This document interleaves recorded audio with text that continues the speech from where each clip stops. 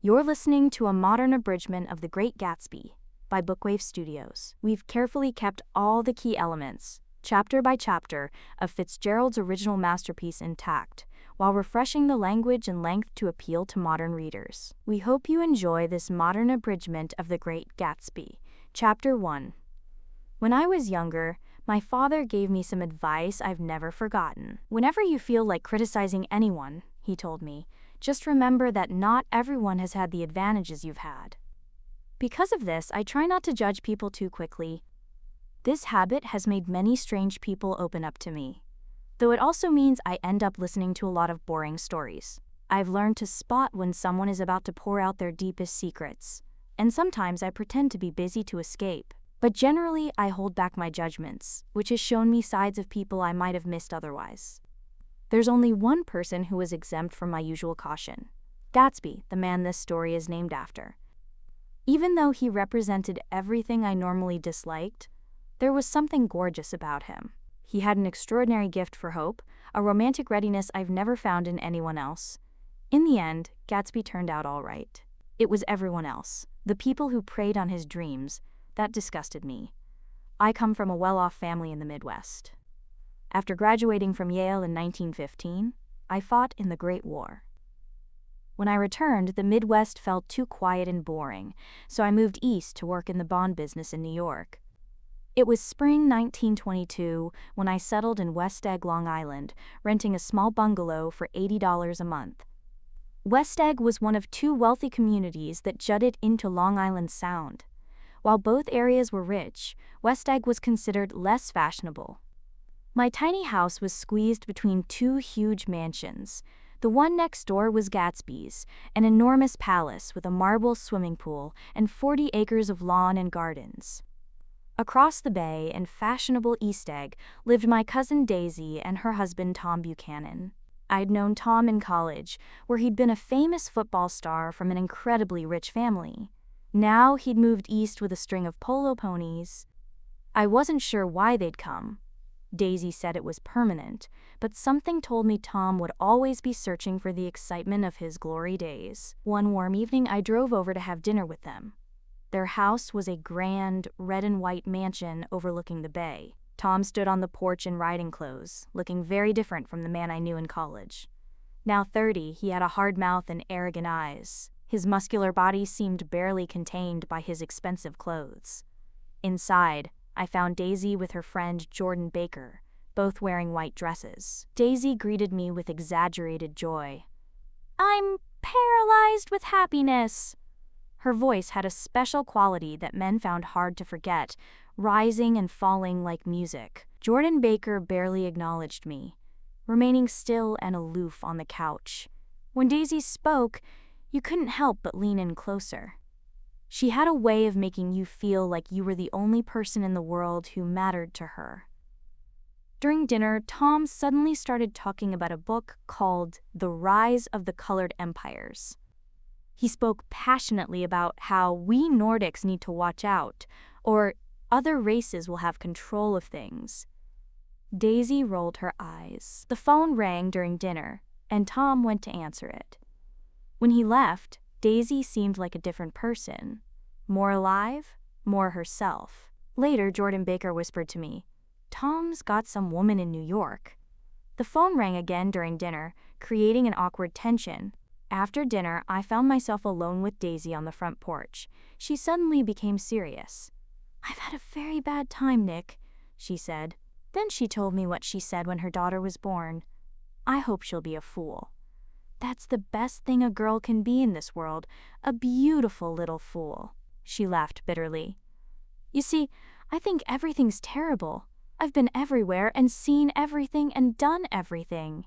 But I could hear the fakeness in her voice. It was as if she and Tom belonged to a secret club of the very rich who played at being unhappy. Before I left, Daisy and Tom asked if I was engaged to a girl out west. I denied it. The rumor was one reason I'd come east in the first place. Driving home, I felt confused and disgusted. Daisy seemed trapped, and Tom's affair was hardly a secret. Something was wrong with both of them, despite all their money. When I got home late that night, I noticed a figure standing on the lawn next door. Gatsby himself. He was staring across the bay, his arms stretched out toward a tiny green light in the distance. He seemed to be trembling with emotion. When I looked back, he had vanished into the darkness. Chapter 2. Halfway between West Egg and New York, the road passes through a weird, forgotten place called the Valley of Ashes. It's a ghostly wasteland where everything, the land, buildings, and even the people, is covered in gray dust from the factories. Mountains of ash rise like grotesque gardens, and men with ashen skin move through the powdery air like ghosts, shoveling endless piles of industrial waste. Watching over this grim place are the huge, faded blue eyes of Dr. T.J. Eckelberg, just a billboard advertisement left behind by some long-gone eye doctor. The enormous glasses stare out from a giant yellow face at the desolation below, like a forgotten god observing human misery without comment. It was in this dismal place that I first met Tom Buchanan's mistress. Everyone knew Tom was cheating on Daisy. He didn't even try to hide it, parading his mistress around popular restaurants without shame. One afternoon, Tom took me to New York on the train. When we stopped by the Valley of Ashes, he grabbed my arm. "We're getting off," he insisted. "I want you to meet my girl." I think he was already drunk from lunch, and he didn't care that I might have had other plans. We walked along the ashy road to a run-down yellow brick garage owned by a man named George Wilson. Wilson was a pale, lifeless man with a faint hint of good looks buried under his tired expression. He greeted Tom with desperate friendliness, hoping for a sale. While they talked about a car Tom was supposedly selling him, a woman appeared in the doorway. She was in her 30s, slightly plump but in a sensual way. Though not beautiful, she had an intense energy about her, like her nerves were constantly burning just below the surface.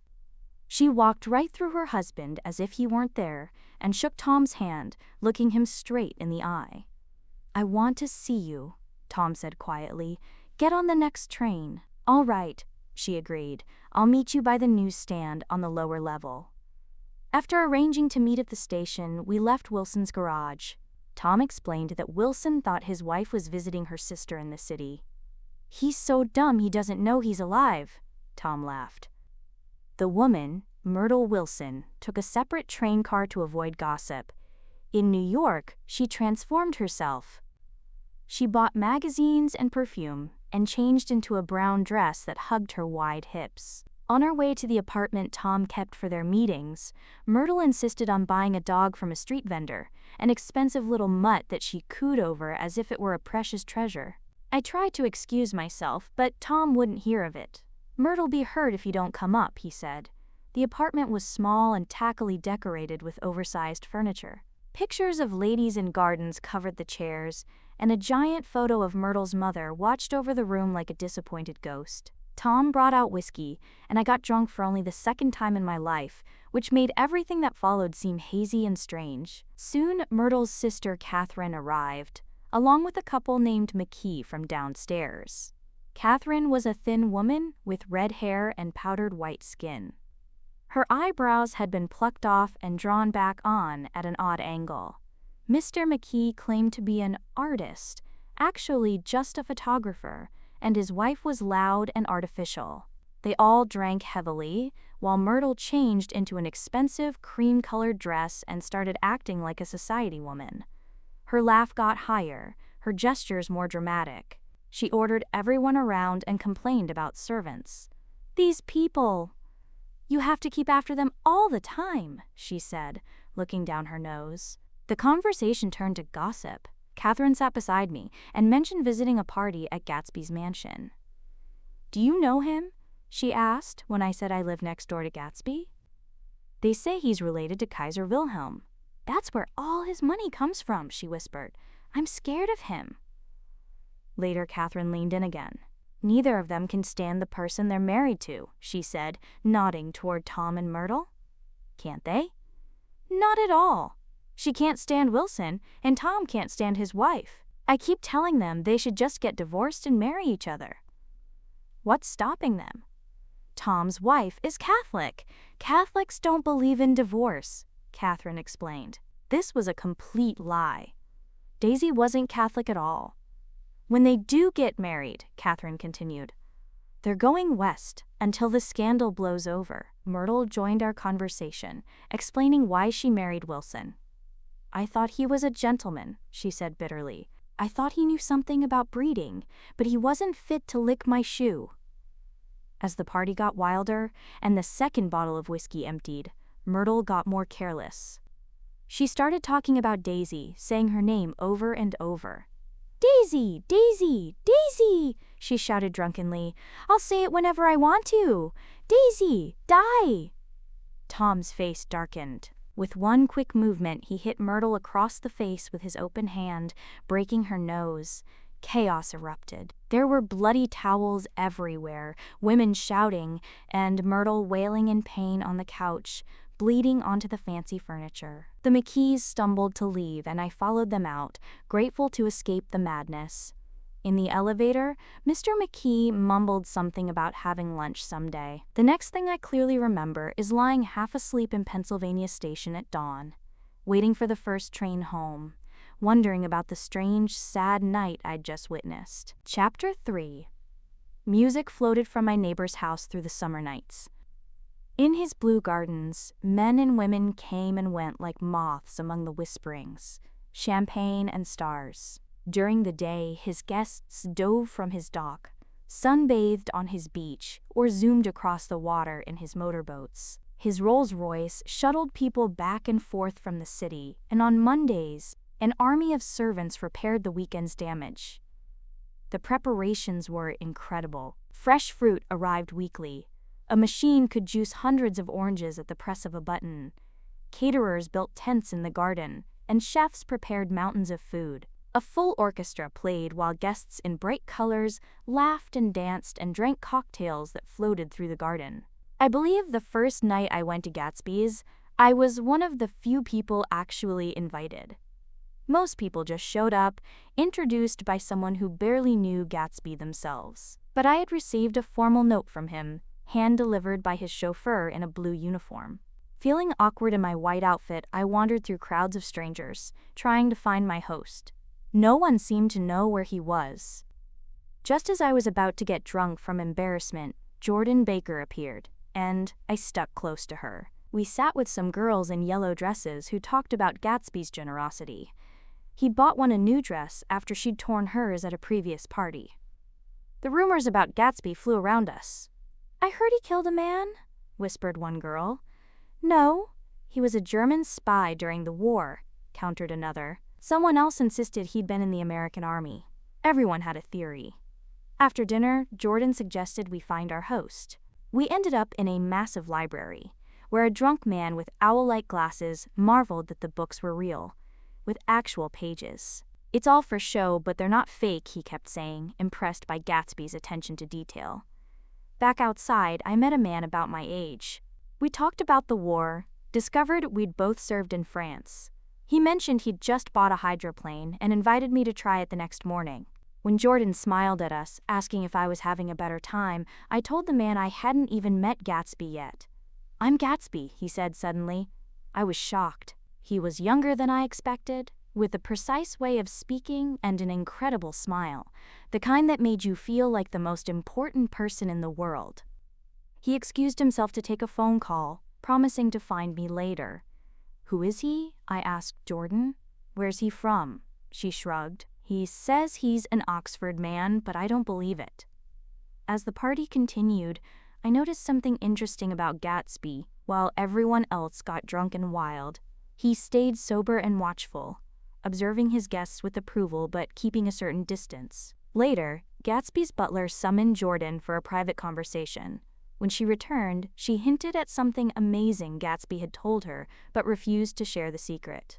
As the night ended, I found myself among the last guests. Gatsby seemed pleased about this, reminding me about our hydroplane ride. But the evening wasn't quite over. Outside, we found a car had crashed in the ditch. The driver turned out to be the owl-eyed man from the library, though he insisted he hadn't been driving. His drunk friend emerged from the wreck, confused but unhurt, asking where to find gas even though the wheel had come completely off. I walked home, glancing back once to see Gatsby standing alone on his porch, hand raised in farewell against the backdrop of his empty mansion. The party was just one of many events that summer.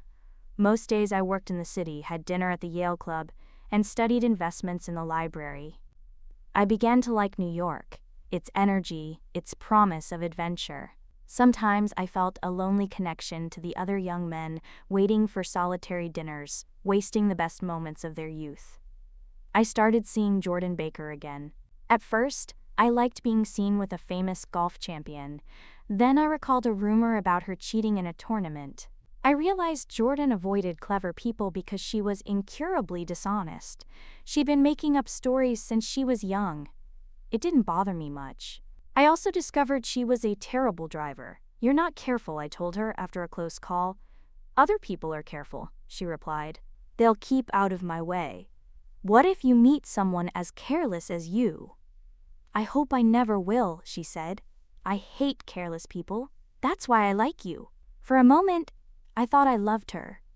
But I had to deal with the relationship back home first. Everyone thinks they have at least one virtue. Mine is that I'm one of the few honest people I've ever known. Chapter 4.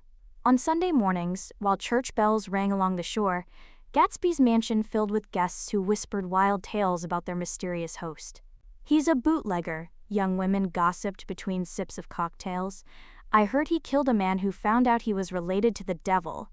I once wrote down everyone who came to his parties that summer. The list is faded now, but I can still make out the names. Wealthy folks from East Egg like the Beckers and the Leaches, movie people from West Egg like the Poles and Cecil Roebuck, gamblers like Da Fontano and Rotgut Ferret. Some, like Klipspringer, stayed so often we called him the Boarder. They all enjoyed Gatsby's free-flowing champagne while knowing nothing about him. One July morning, Gatsby's enormous cream-colored car pulled up to my cottage. It was his first visit to me, though I'd been to his parties. "Good morning, old sport," he called out cheerfully. "You're having lunch with me today." He balanced on the dashboard with that distinctly American energy, never still, always tapping a foot or fidgeting with his hands. As we drove toward the city in his flashy car, gleaming with nickel and extra compartments, Gatsby suddenly turned serious. "What's your opinion of me?" he asked abruptly. Before I could properly answer, he continued. "I'll tell you the truth about myself. I don't want you believing those stories. I'm from a wealthy Midwestern family, all dead now. I was educated at Oxford University." He said, "educated at Oxford," strangely, almost choking on the words. This made me doubt his entire story. "What part of the Midwest?" I asked casually. "San Francisco," he replied. "That wasn't even in the Midwest." His story continued with tales of living like a young prince in Europe, collecting jewels and hunting big game. Then came war heroics, leading men in battle, becoming a major, receiving medals from even Montenegro. To my surprise, he showed me a real medal that looked authentic. Orderi di Danilo, Montenegro, Nicholas Rex. Then a photograph of young men at Oxford, including someone who looked like a younger Gatsby. Maybe his story was true after all. "I'm going to ask something important today," he said. "That's why I wanted you to know about me. Jordan Baker will explain everything this afternoon." I was annoyed he wouldn't tell me directly what he wanted. As we approached Manhattan, a motorcycle policeman pulled alongside us, but Gatsby flashed a white card and the officer quickly apologized. "Know you next time, Mr. Gatsby." "I did the commissioner a favor once," Gatsby explained. At lunch, Gatsby introduced me to a small man named Meyer Wolfsham, who had enormous hairy nostrils and tiny eyes. Wolfsham reminisced about his friend being murdered outside a restaurant. "They shot him 3 times in his belly and drove away," he said grimly. When Gatsby stepped away, Wolfsham leaned in. "Fine fellow, isn't he? An Oxford man. One of the most famous colleges in the world. I noticed his cuff buttons were made from human teeth. Finest specimens," he informed me proudly. Later, Gatsby explained. "Meyer Wolfsham is a gambler. He's the man who fixed the World Series back in 1919. I was stunned that one man could manipulate something so important to millions of people. Across the restaurant, I spotted Tom Buchanan. I introduced him to Gatsby, and they shook hands awkwardly. When I turned back from speaking with Tom, Gatsby had disappeared. That afternoon, Jordan Baker told me a story over tea. In 1917, I saw Daisy Faye with a lieutenant I'd never seen before. She was 18 and incredibly popular. All the officers wanted to be with her. The lieutenant looked at Daisy in a way every girl dreams about. His name was Jay Gatsby. There were rumors about Daisy that winter, how her mother caught her packing to say goodbye to a soldier. By the next year, she was happy again, and in June 1919 she married Tom Buchanan from Chicago. I was a bridesmaid. Before the wedding dinner, I found Daisy drunk, clutching a letter. She was crying, trying to return Tom's pearl necklace, and saying she'd changed her mind. We put her in a cold bath. 30 minutes later, she married Tom without hesitation. After honeymoon, they seemed madly in love. Daisy couldn't bear having Tom out of her sight. But that August, Tom was in a car accident with a hotel chambermaid, and it made the papers.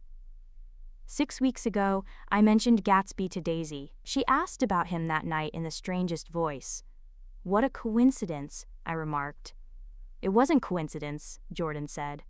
"Gatsby bought that house so Daisy would be just across the bay. He wants you to invite Daisy for tea and then he'll come over."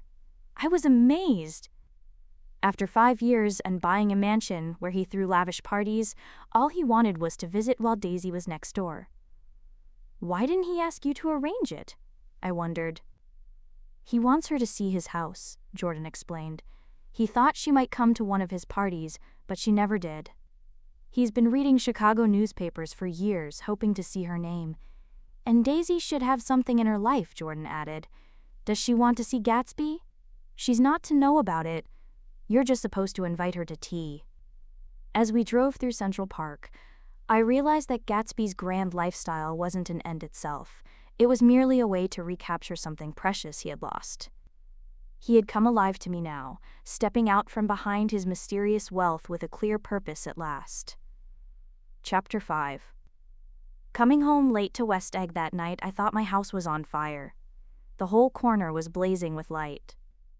It turned out to be Gatsby's mansion, lit up from top to bottom like a Christmas tree, though strangely silent with no party guests in sight. I spotted Gatsby walking across his perfect lawn toward me.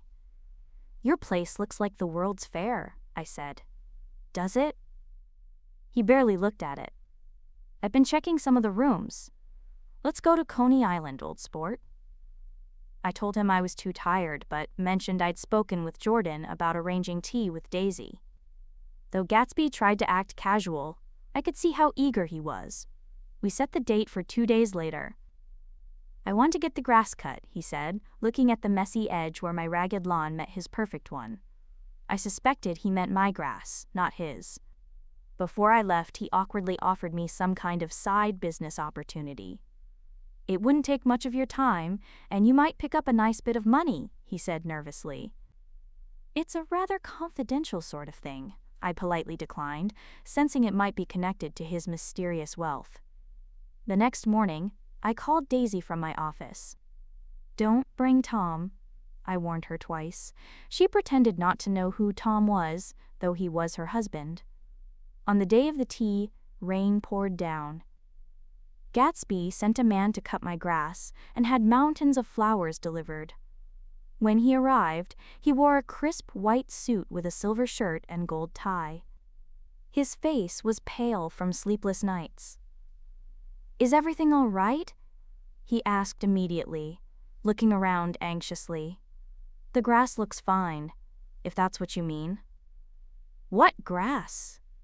he asked blankly, too nervous to remember his own request.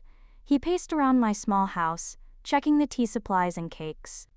As 4 o'clock approached, he panicked. "Nobody's coming to tea. It's too late." Just then, we heard a car pulling up. Daisy arrived under a lavender hat, her face bright despite the rain. Her voice sparkled with excitement. "Is this absolutely where you live, my dearest one?" But when we entered the living room, Gatsby had vanished. Opening the front door, I found him standing in a puddle, looking terrified, his hands stuffed in his pockets. Their first moments together were painfully awkward. Gatsby tried to look casual by leaning against the mantelpiece, but he almost knocked over my clock. "We've met before," he muttered, as if she might have forgotten him. 5 years next November, he added automatically when Daisy mentioned how long it had been. I invented an excuse to leave them alone. Gatsby followed me to the kitchen, whispering, "This is a terrible mistake." "You're just embarrassed," I reassured him. "Daisy's embarrassed too." "She's embarrassed?" he repeated, as if he couldn't imagine it. I left through the back door and hid under a tree in the rain. After half an hour, the sun came out, and I returned to the house. When I entered, everything had changed. Daisy's face was streaked with tears, but Gatsby was glowing with happiness. All the awkwardness had vanished. "Oh, hello, old sport," he greeted me, as if we hadn't seen each other in years. "It stopped raining," I observed. "Has it?" Gatsby smiled like he owned the sunshine. "What do you think of that? It stopped raining." "I'm glad, Jay," Daisy said, her voice full of emotion. Gatsby invited us to tour his mansion. Daisy gasped at its size. "That huge place? I love it, but I don't see how you live there all alone." "I keep it always full of interesting people. People who do interesting things. Celebrated people." We entered through the grand front entrance. Daisy admired everything. The gardens, the flowers, the marble steps. We walked through rooms designed like different historical periods, Marie Antoinette music rooms, fancy dining halls, and lavish bedrooms. I felt like invisible guests were hiding behind every couch. Throughout the tour, Gatsby couldn't take his eyes off Daisy, measuring everything by her reaction. In his bedroom, he opened huge cabinets filled with clothes. He pulled out piles of shirts, fancy ones from England in every color. Suddenly, Daisy bent her head into the shirts and began to cry. "They're such beautiful shirts," she sobbed. "It makes me sad because I've never seen such beautiful shirts before." By a window, Gatsby pointed across the bay. "If it wasn't for the mist, we could see your home. You always have a green light that burns all night at the end of your dock." Daisy put her arm through his, but Gatsby seemed lost in thought. Perhaps he realized that the green light, which had symbolized his dream for so long, had lost its magic now that she was actually here. It was just a light on a dock now, not the embodiment of his hopes. A large photograph caught my eye. An older man in sailing clothes. "Who's this?" I asked. "That's Mr. Dan Cody. He used to be my best friend years ago." There was also a small picture of young Gatsby in a sailing outfit. "I adore it," Daisy exclaimed. "You never told me you had a yacht." "Look at this," Gatsby said excitedly. "Here's a lot of clippings about you." They stood together, looking at newspaper articles he'd saved. Later, he had a man staying at his house play piano, while they sat together in the dim light. "In the morning, in the evening, ain't we got fun?" sang the piano player as thunder rolled across the water. As I was leaving, I noticed a look of doubt cross Gatsby's face. Despite having Daisy here after 5 years, perhaps he was realizing that no real woman could match the perfect image he'd built in his mind. He had dreamed about her so intensely that even Daisy herself might fall short. But as I watched, Daisy whispered something to him, and his face lit up with emotion. Her voice seemed to hold him most of all. That warm, musical voice that was a deathless song. I looked at them one last time, and they glanced back, already distant, caught up in their own world. I went down the marble steps into the rain, leaving them together at last. Chapter 6.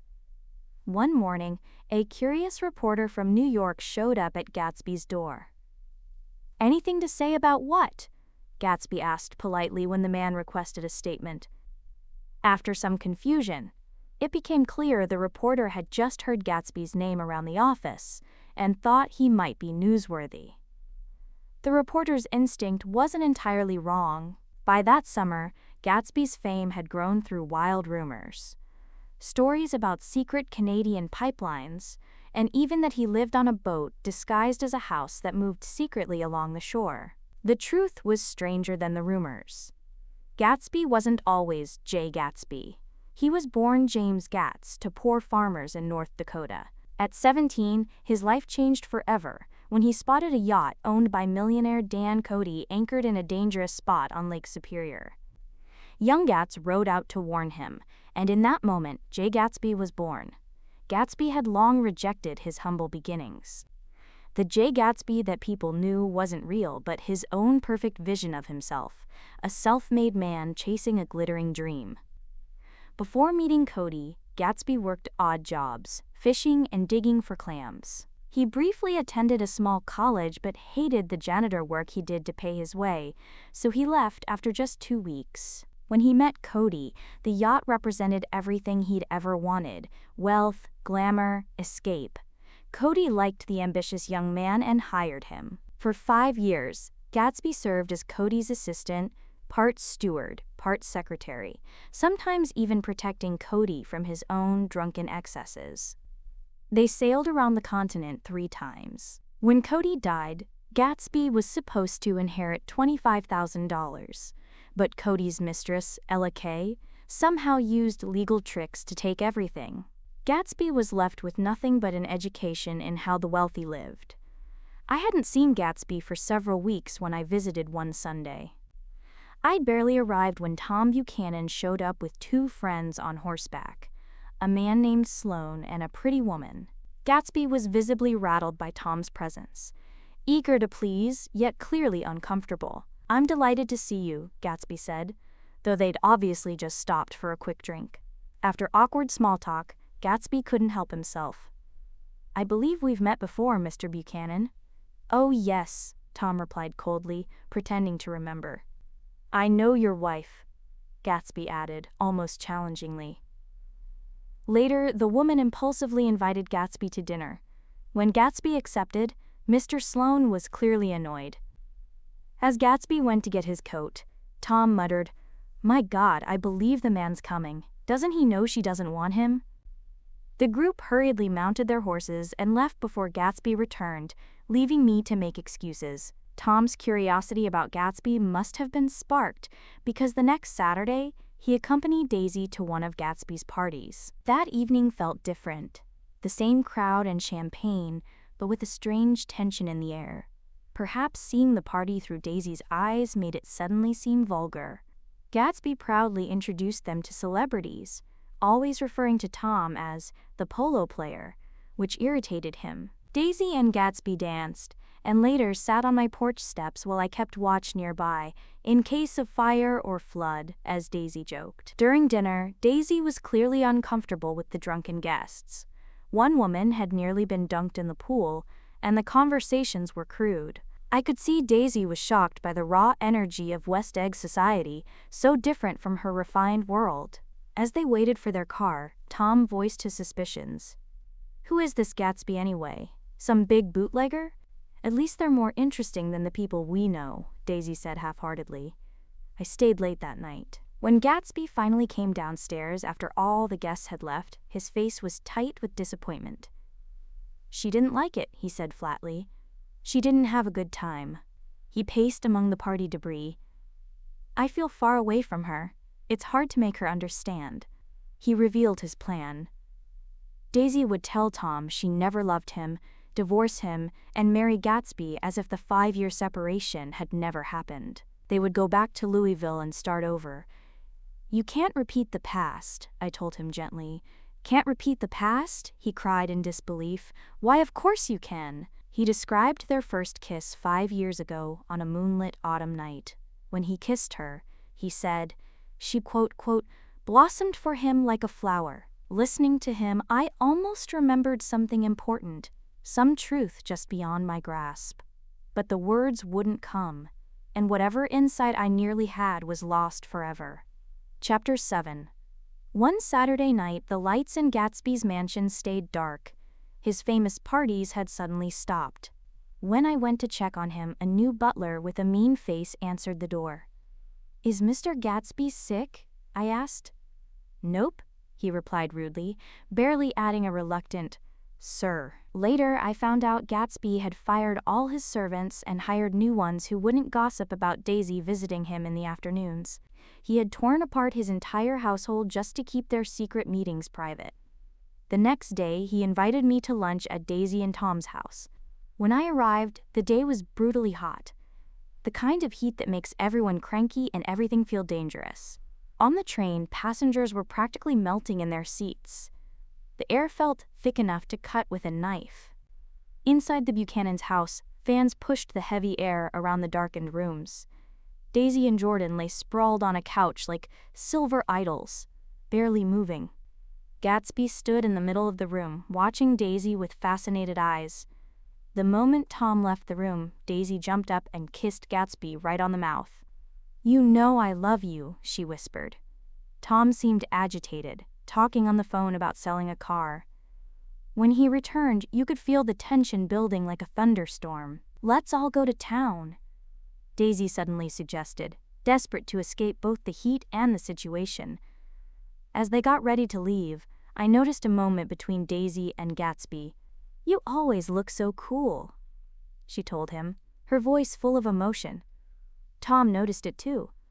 His eyes flashed between them as he suddenly realized what was happening. They argued about who would drive which car. Tom insisted on driving Gatsby's yellow car, while Gatsby drove Tom's coupe with Daisy. As we split up into the cars, Tom fumed, "Did you see that? She's having an affair with him." On our way to the city, we stopped at Wilson's garage. Tom was shocked to learn that Wilson had discovered his wife Myrtle's affair with Tom and planned to move west. Myrtle peered down from an upstairs window, mistaking Jordan for Tom's wife. Leaving the garage, Tom was panicking. He was losing control of both his wife and his mistress on the same afternoon.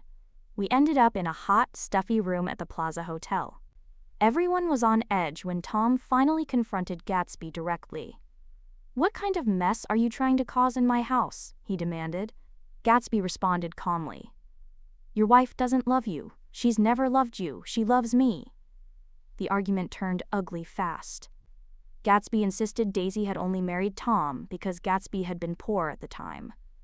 Tom fired back by revealing what he knew about Gatsby's shady business deals. He and Wolfsheim bought drugstores as fronts to sell illegal alcohol. "I pegged him for a bootlegger the first time I saw him." As tensions rose, Daisy became more and more upset. When Tom pushed her to tell the truth, she admitted something that shattered Gatsby's perfect dream. "I did love Tom once," she said tearfully. "I can't say I never loved Tom. It wouldn't be true." Sensing victory, Tom insisted that Daisy and Gatsby drive home together in Gatsby's car. He knew Gatsby's dream was already broken. On our drive back to Long Island, Tom, Jordan, and I came upon a terrible accident. A woman had been hit and killed by a car that hadn't stopped. When we pulled over, we discovered it was Myrtle Wilson, Tom's mistress. Her husband was in shock, wailing, "Oh my God," over and over.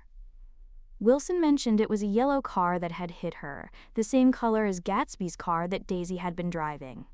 Tom, realizing what had happened but protecting Daisy, lied and said it couldn't have been his car.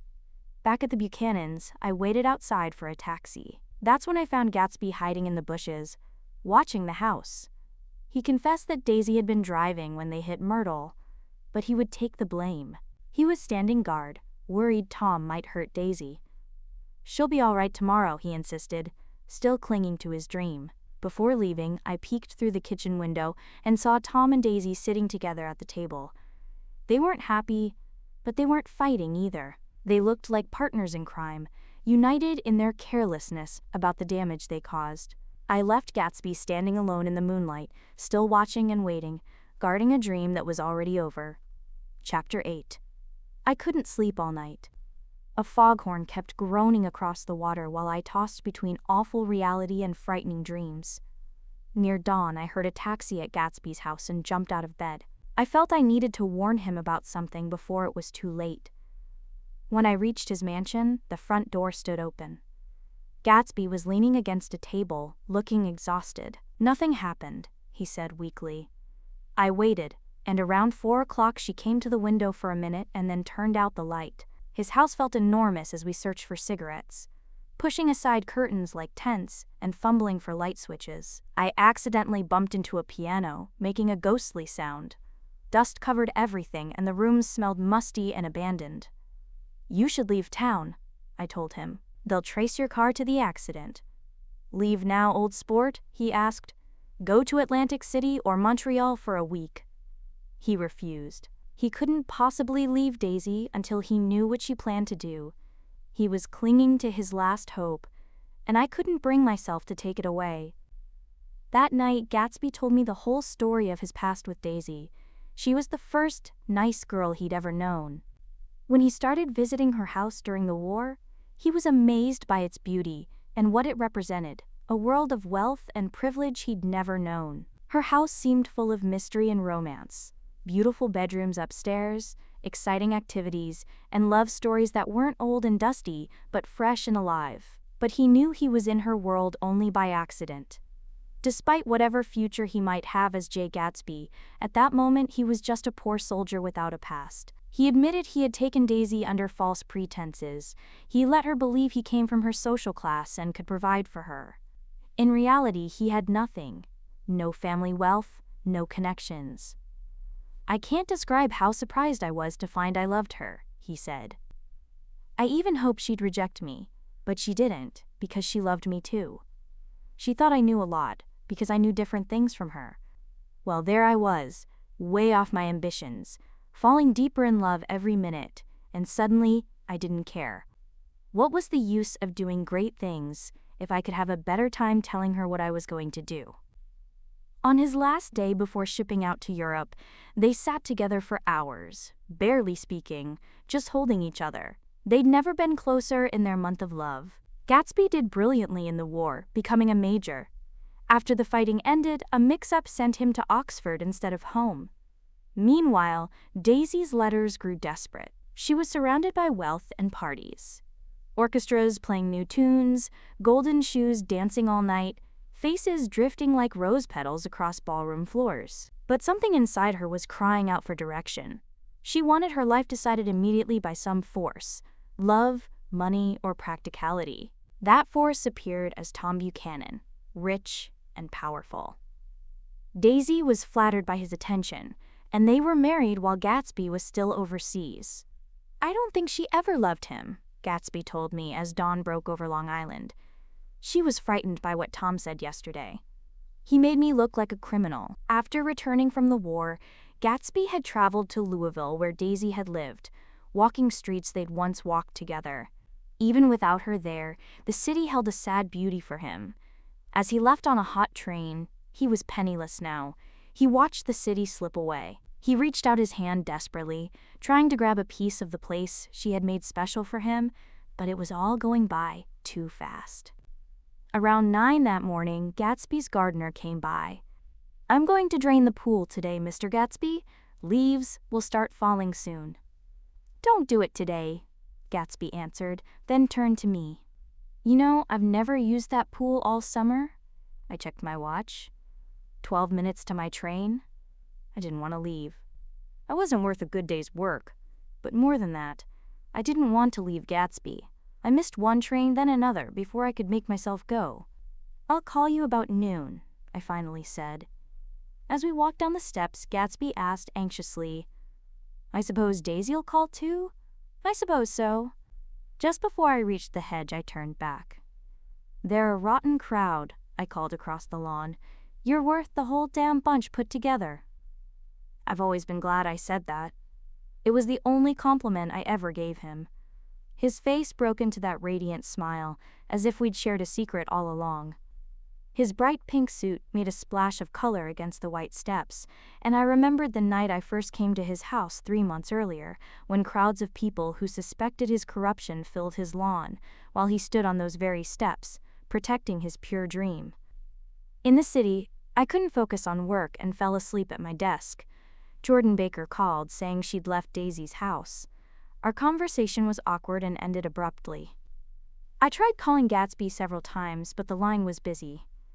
Meanwhile, in the Valley of Ashes, George Wilson had spent the night in shock over his wife's death. His neighbor Michaelis stayed with him until dawn. Wilson became convinced someone had been having an affair with his wife and had killed her with the yellow car. Wilson pointed to a drawer. Inside was an expensive dog leash made of leather and silver. "I found it yesterday," Wilson said. "She tried to tell me about it, but I knew it was something funny." "It was an accident, George," Michaelis insisted. "I know," Wilson said, with a hint of a superior smile. "It was the man in that car." She ran out to speak to him, and he wouldn't stop. As dawn broke, Wilson stared out at the billboard with the giant eyes of Dr. T.J. Eckelberg that loomed over the ash heaps. "I told her she might fool me, but she couldn't fool God," he muttered. "You may fool me, but you can't fool God." "That's just an advertisement," Michaelis said. By 6, Wilson had grown quieter. When Michaelis returned after sleeping for a few hours, Wilson was gone. Police later traced Wilson's movements through the morning. He'd walked to several towns, asking about a yellow car. By early afternoon, he had learned Gatsby's name and found his way to West Egg. Around 2 o'clock, Gatsby put on his bathing suit and told his butler to bring any phone messages to the pool. He got an inflatable mattress and headed toward the water, disappearing among the yellowing trees. No call came. Perhaps Gatsby no longer believed it would. He must have felt he'd lost his dream and paid too high a price for it. He must have looked up at the sky through frightening leaves and realized how strange the world had become, a world where ghosts like him drifted around, breathing dreams instead of air. The chauffeur heard shots but didn't think much of them. When I arrived from the station and rushed anxiously up the steps, it was the first sign something was wrong. Without a word, 4 of us, the chauffeur, butler, gardener, and I, hurried to the pool. There was a faint movement in the water as Gatsby's body floated on the mattress. A small gust of wind disturbed its path. A few feet away on the grass lay Wilson's body. The tragedy was complete. Chapter 9. The days after Gatsby's death were a blur of police, reporters, and photographers coming and going. The newspapers printed wild, untrue stories. They called Wilson, who killed Gatsby, a, quote, madman deranged by grief, and quickly closed the case. I found myself alone in handling everything. No one else seemed to care what happened to Gatsby now. I called Daisy right away, but she and Tom had suddenly left town with their luggage and no forwarding address. "I'll get somebody for you, Gatsby," I whispered to myself, desperate to find people who would attend his funeral. I tried reaching Meyer Wolfsham, Gatsby's business partner. When his letter finally arrived, it was heartbreaking. "I cannot come down now as I am tied up in some very important business and cannot get mixed up in this thing." When I tracked Wolfsham down in New York, he refused to my face. "When a man gets killed, I never like to get mixed up in it," he said. This from the man who claimed he made Gatsby. On the 3rd day, a telegram arrived from Henry Gatz, Gatsby's father. He came from Minnesota, a simple old man overwhelmed by grief. When he saw his son's mansion, his sadness mixed with pride. "Jimmy always liked it better down east," he told me.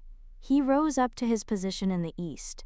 Mr. Gatz showed me a photograph of the house and a ragged old book from Gatsby's childhood. Inside, Gatsby had written a daily schedule when he was just a boy. Rise from bed, 6 a.m., dumbbell exercise, 6:15 to 6:30, study electricity, 7:15 to 8:15, work, 8:30 to 4:30 p.m. At the bottom were his general resolves: no smoking, read improving books, save money, be better to parents. Jimmy was bound to get ahead, his father said proudly. He always had some resolves like this. I kept hoping others would come to the funeral. I called Klipspringer, who had lived at Gatsby's house for months. But he only called back to ask about his tennis shoes he'd left there. When the funeral day arrived, almost nobody showed up. Just Mr. Gatz, the minister, a few servants, and one guest from Gatsby's parties, the man with owl-eyed glasses who had once marveled at Gatsby's real books in the library. As we stood in the rain by the grave, I couldn't help thinking about how Gatsby's parties had drawn hundreds, yet almost no one came to say goodbye. Daisy didn't even send flowers. The owl-eyed man looked around and asked, "Where are all the people? They used to go there by the hundreds." Then he simply added, "The poor son of a bitch." After the funeral, I decided I'd had enough of the East. The place felt haunted to me now. Before leaving, I saw Jordan Baker once more. She told me she was engaged to someone else. "You threw me over," she said coolly. "I don't give a damn about you now." But it was a new experience for me. Then, by chance, I ran into Tom Buchanan on Fifth Avenue. When I refused to shake his hand, he became defensive. I asked what he'd told Wilson that afternoon, and Tom admitted he'd revealed that Gatsby owned the yellow car. "That fellow had it coming," he said. "He ran over Myrtle like you'd run over a dog." I couldn't forgive Tom, but I understood that in his mind he'd done nothing wrong. That's when I realized Tom and Daisy were careless people. They smashed up things and people, then retreated behind their money, letting others clean up their mess. On my last night in New York, I visited Gatsby's empty house one final time. Someone had scrawled an ugly word on the steps. I erased it and walked down to the beach. As I sat there in the darkness, I thought about how this island must have looked to the first explorers, a fresh, green promise of possibility. I thought about Gatsby and how he'd reached for the green light at the end of Daisy's dock, never realizing his dream was already behind him. That's what made Gatsby great, his extraordinary hope, his romantic belief that never wavered. He believed in a future that kept retreating, yet he never stopped reaching for it. Gatsby believed in the green light, the orgastic future that year by year recedes before us. It eluded us then, but that's no matter. Tomorrow we will run faster, stretch out our arms farther, and one fine morning. So we beat on, boats against the current, borne back ceaselessly into the past.